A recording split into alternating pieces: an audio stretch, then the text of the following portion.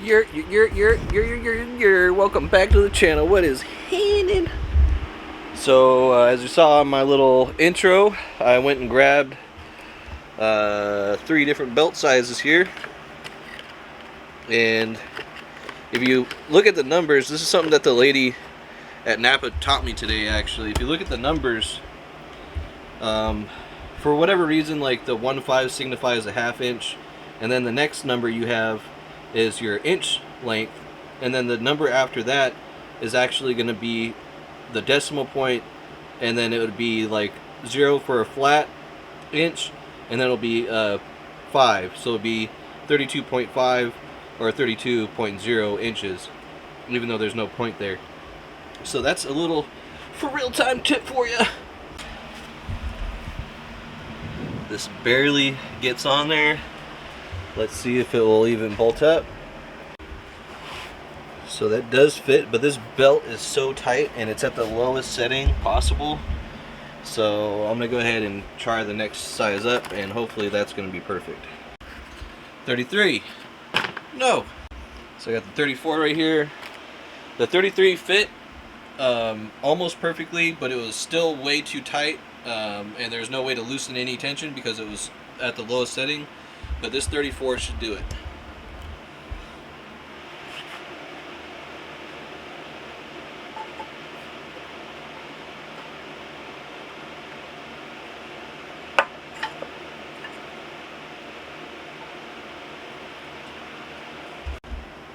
I'm gonna be laughing if I actually need like a 33.5. So I definitely had that option earlier.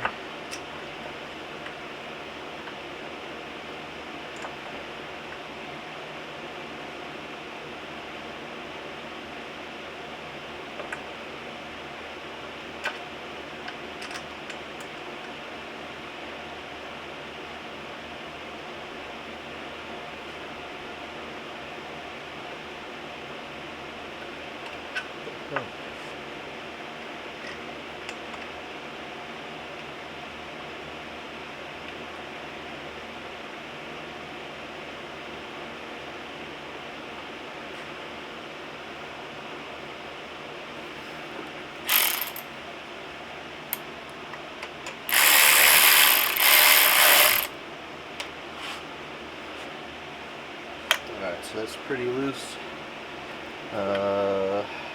Man, I bet the 33.5 is probably the perfect fit.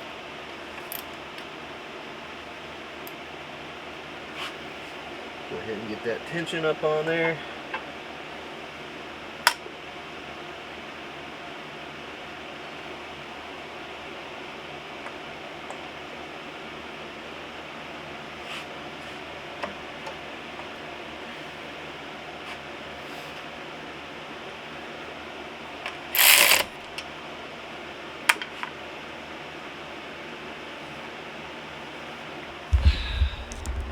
Just my luck.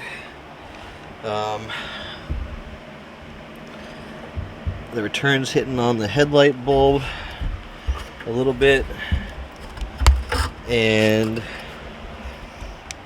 in my opinion the belt is still too loose, so 33.5 was the right move. Fuck my life. Alright, so I got it all tensioned up. It's got a good amount of slack in it still, but it is hitting on the inside there.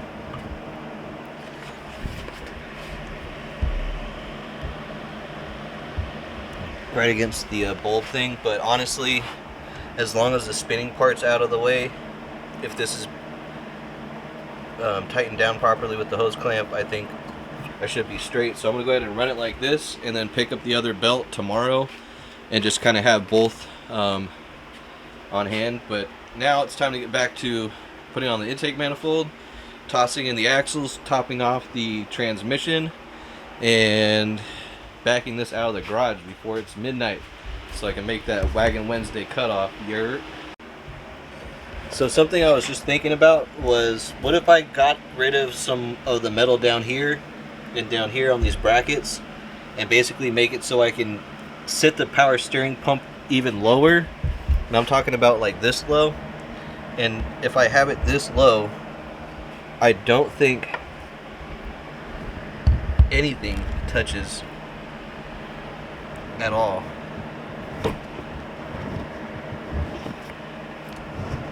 So I might do that tomorrow, but for now I'm going to get back focused on the intake manifold and getting this thing running. Alright, so I went ahead and cut out the slide there, and the pump was starting to bottom out at the base of the bracket there, so I grinded that down about 1/8 of an inch, 1/4 of an inch or so, and now the 32-inch belt fits perfectly, and I can pull up on it and actually give it the tension that it needs. So I'm going to come back after I get everything tightened back up. Alright folks, so that is it. I have a solution. The tubing does not even enter the skeleton, so I'm going to go ahead and toss that light back on. And I just got done modifying this for the last time. Modified my shift cable bracket. That way the speed sensor can flow through there a little better.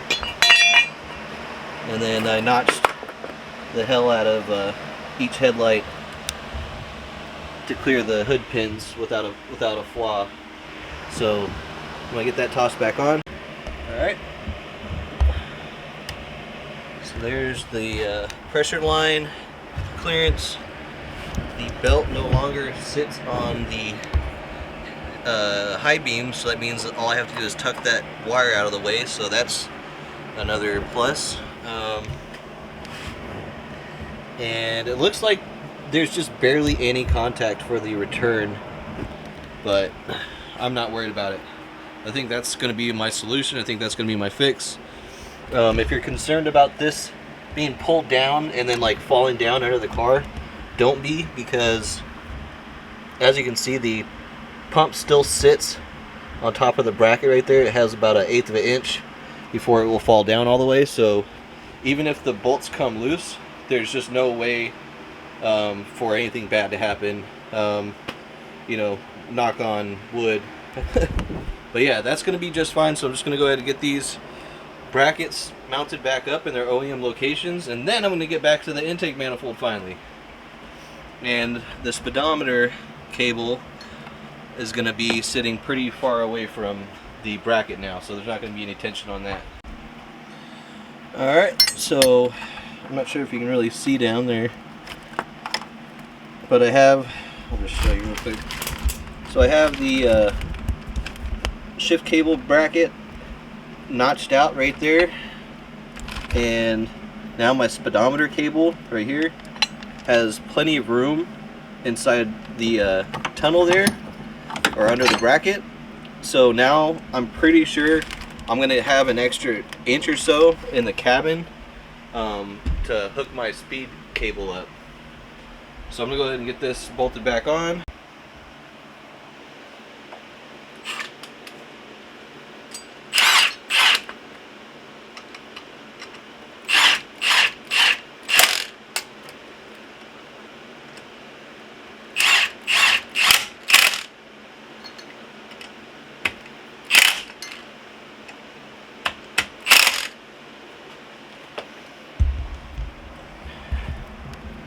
And would you look at that, speed cable installed with clearance. Let's go. And look at that, I got everything linked up the proper way. I got this bracket even attached to the other shifter, and I'm going to go ahead and use this here hardware to cap this stuff from my D series, and then replace that when I do the swap on the other car, which should be coming up this week. Look at that, looking minty. I got the clips on.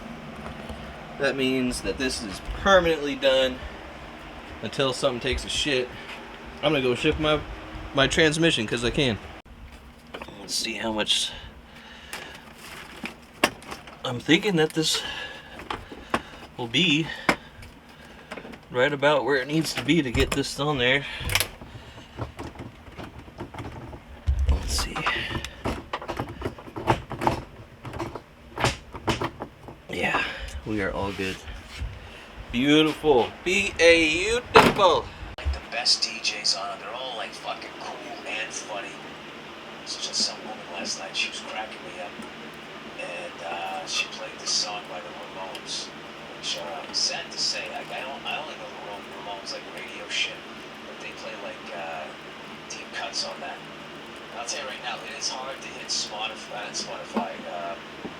What is that app? Shazam. It's really hard to Shazam a fucking Ramones song because they're so goddamn short. By the time you fucking get it out to listen, it already went by.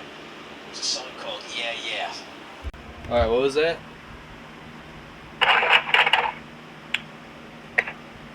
Fuck you, Caleb. And that's your intercom on your security system? Yeah. So it's like just ran right here. Dude, fuck your life. Let's get a fuck your life. Just say it. Fuck your life. That shit didn't work. It's coming through on my end. Fuck your life. It's like error. So when I come back to here, you know, I'm just gonna do one of those cool snap scenes. Let me see here. How can I make it? Boom. And we back. Alright. So I got the front part all mounted up. And as you can probably guess, with all this water here, I've been mocking up the radiator. I wanted to run that skunk too, but I don't think I'm going to have enough room for it. So I'm just going to go ahead and run this here stock D-Series one and hope that I can just clamp it on tight enough, because these ports are definitely about like 1/8 of an inch wider at least. I lost my other bushing, and I just went ahead and actually took some of this radiator hose that I had to cut off hoses here, and I just made it perfect enough to fit a round bit in there, and that's going to act as my bushing on that side. I went ahead and took about I want to say about 1/2 inch off of each tube at the bottom and at the top here. But you're going to want to just make it to your own length yourself. Don't just be like, oh, well, I saw this video, I took off 1/2 inch and then it's shorter. So don't blame me, just do it however much you need to take off to make your radiator fit. Bing! Bang!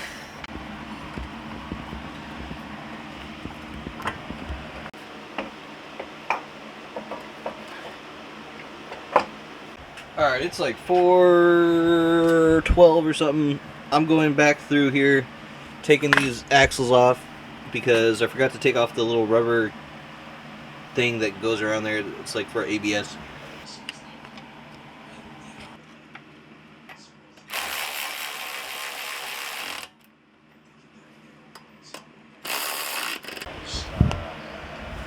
Boy, look at my suspension setup. That shit is wet. Sheesh.